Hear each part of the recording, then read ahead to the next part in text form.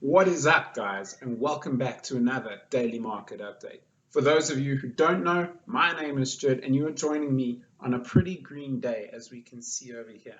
Now, remember, nothing that I say is financial advice, so please only use this for entertainment purposes, and always remember, do your own research. Very important. Okay, now let's get into it. We can see, like I've said, mostly green for the day.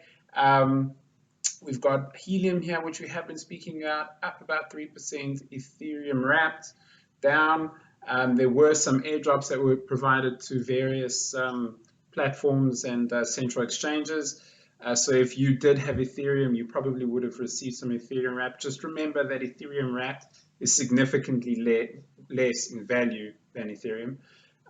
We've got ApeCoin here, Kusama Network doing our Ripple, again, a very strong performer. But overall, a really awesome green day. How long that lasts, it remains to be seen.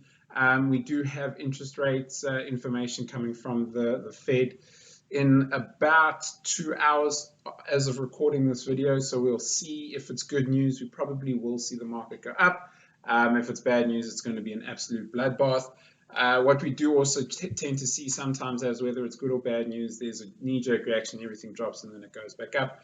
But generally what we are expecting is the 75 basis points. If it's anything higher than that, I do think that there will be some panic and a quick drop. I don't expect Bitcoin to go back past its all-time low, low for this cycle, about 17,000, but we'll just have to keep an eye on that very closely. If we have a look at the overall market performance, we can see that we up 0.43%, so about the same as we were yesterday. I think it's probably about 10 billion more than what it was when we recorded the video, if I remember correctly. So all in all, the same. If we have a look at the top performers over the past 24 hours, we can see Terra Classic is doing quite well, the stablecoin related to Luna Classic. We've got Kusama Network up 5%, Litecoin up about the same as well. XRP, look at that. Just look at that, it's good to see. As you know, we love XRP on this channel. So we're always going to talk about and always going to talk good things about XRP. If we have a look at the Bitcoin chart here, we can see that Bitcoin's actually recovered a bit from yesterday, from when we recorded. It is still within this boring zone. I think that's what we need to start calling it, is just the boring zone. It's done nothing, guys, really. You look at these numbers here and you can see it looks high, but Bitcoin has not been above 25,000 for a very long time. 15th of August was the last time that it just touched that. It didn't stay there long. And before that, if we zoom out some more, we just have a look. Here's the big drop here, and we can see that was in July. And before that, so Bitcoin, I think, is going to stay in this zone right here. Again, I've said it before for a very long time. Super boring, but we do have to watch Bitcoin. If we don't, we know then it's not a good analysis of the market, as everything does follow Bitcoin. Now, if we move on to some of the big stories for the day, we've got stablecoins in the news, surprisingly enough. We've got one where the US government may ban algorithmic stablecoins. There's a draft bill that was recently released where the US government notes that creation issuance of exogenous collateralized stablecoins would be illegal. So what this generally says is that stablecoins need to have a way to make sure that they are liquid and they provide liquidity for anybody who does hold a stablecoin. What it would mean as well is that algorithmic stablecoins, such as a stablecoin related to a Luna Classic or Luna, as it was before the crash in May, would be illegal. There would be a 2-year sort of grace period for all these stable coins to try and reinvent themselves and find other ways to remain stable coins. But it says here, following the demise of Terra's UST, the community was well prepared for the extensive involvement of governments. Therefore, a ban on algorithmic stable coins did not seem to surprise the community. And we can see that from this here, that the price didn't tank. Yes, granted, it is at 3 cents, but it hasn't gone down what a normal bad news would do to any other coin. It should be noted that the above terms of the bill could change before it's final. we obviously don't know when it's going to roll out, but it could be voted on as early as next week. So watch the space. The House of Financial Services Committee Chairwoman Maxine Waters and Ranking Member Patrick McHenry have reportedly been working together and been negotiating on stablecoin legislation. We have seen stablecoin legislation come out from Japan. This is just another one that's joining it. I do think that stablecoins need to show their liquidity. It is something that everybody would like to see. If you are getting into a position on a stablecoin, buying them on an exchange, lending them out, or staking them, or whatever the case is, you want to know that your money is safe. And moving along, actually, we've got another story here about USDT, where a New York judge has demanded that Tether prove its backing. And that's what we've been talking about with our liquidity, making sure that whatever the market cap is for the coin, you actually have that money in the bank. So whatever happens, you can always provide your customers with that money if everybody had to try and withdraw all at once. So what has basically happened is, in this latest bit of the lawsuit, USDT has been questioned for quite a while now. What we have seen is people questioning whether they actually do have the liquidity. They haven't really done many audits. They're hiding behind a lot of excuses. So this is just another nail in the coffin for USDT, and it's a reason why people are migrating to other stable coins, because they do feel that they provide more safety than what USDT would. Even though USDT is still the most popular stable coin out there, who knows how long this is going to last for. Basically, it was brought to light that a US judge in New York dismissed Tether's motion that blocked the release of its financial records. Therefore, the network now has to produce an array of documents pertaining to the backing of USDT.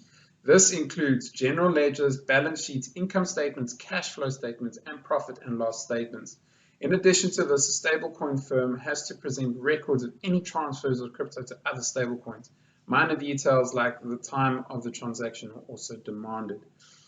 So, we do see this, and it's very important. The judge, basically, the documents sought in the transaction, RFPs, appear to go to one of the plaintiff's core allegations that the defendant engaged in crypto commodity transactions using unbacked USDT, and that those transactions were strategically timed to inflate the market. If this does happen, and USDT are found guilty, we could see another crash of another stablecoin. 2 stablecoins to depeg is within a year very scary, and it would definitely have an effect on the market. We do have the trading pairs, and that's why these stablecoins are vitally important. And it is important that we do have some legal backing. We do know that whenever you use a stablecoin as a trading pair, you know that it's safe. Now, just to some news on Ripple, and we do have the ongoing court case. We haven't seen much more come out, but there is a clip here that I wanted to play for you guys, and it is something that is very interesting in terms of how the future of Ripple would be and what we would need from governments and regulators going forward. So I'm just going to mute myself up, and then we'll chat about it afterwards. We see really the race is on as to whether or not the rules will be written by regulators enforcing their existing rules, or whether they'll be written by folks like Mr. McHenry here and his colleagues in Congress.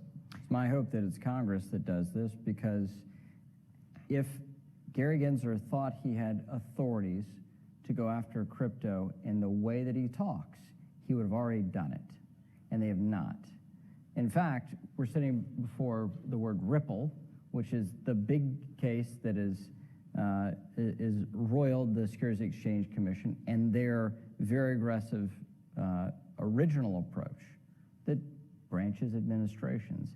But if Chair Gensler was capable, with the laws that exist, to do the things that he says, he would have already done them. I think it's really important that we have Congress define what's a digital asset and then separate out what is a security, what is a commodity. In all the work product for the administration, they say, we have to answer this question, and they don't answer the question, because it's... So very important what he says there is that the SEC have tried to charge Ripple with something, but they are clutching at straws because there is no backing in terms of what a digital asset is. It's very important that we understand this. And Mr. McHenry, we have already spoken about him.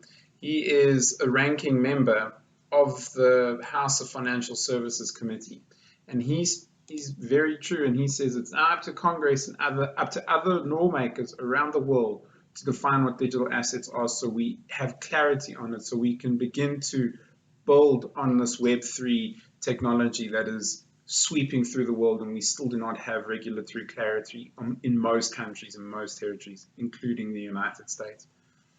Sticking with Ripple, something that's very exciting and further development on the XRP ledger is the introduction of Stinger, which is music that can be listened to and bought and purchased and whatever through the XRP ledger.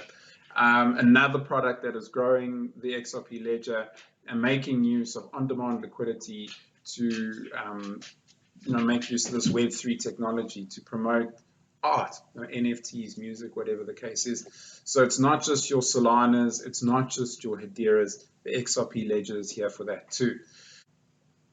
What we do see is that Coinbase have finally updated when they will actually allow trading of HBAR to continue. Now, what we did see is in September, they allowed deposits and trading, but they had to soon suspend that for various issues. And now they have announced that in mid-October, they will re-enable deposits and begin trading on HBAR. This is very exciting for everybody who does want to have HBAR and are Coinbase users. There are a lot of Coinbase users out there, so it is something that we would like to see. Other news in HBAR that we have seen is that HBAR are still, and the Hedera Hashgraph community as a whole are still reaching out to Helium to try and get Helium to switch over to the Hedera network. The latest one is saying, well, Helium have signed an agreement with T-Mobile. T-Mobile are already on the governing council for HBAR, so why not make use of all of those connections and come and join us? Last I had a look, there were about 15 hours left of the Helium vote. It was sitting at about 93% yes. So whether we will actually see anything other than Helium migrating to Solana remains to be seen. But, anything can happen in this crazy crypto world. Once again, I'd like to thank you guys for watching. Please remember to click like, comment, and subscribe to the channel. Also hit the bell notification so you do remember to watch the next video. You do get a reminder. And I will see you in the next one.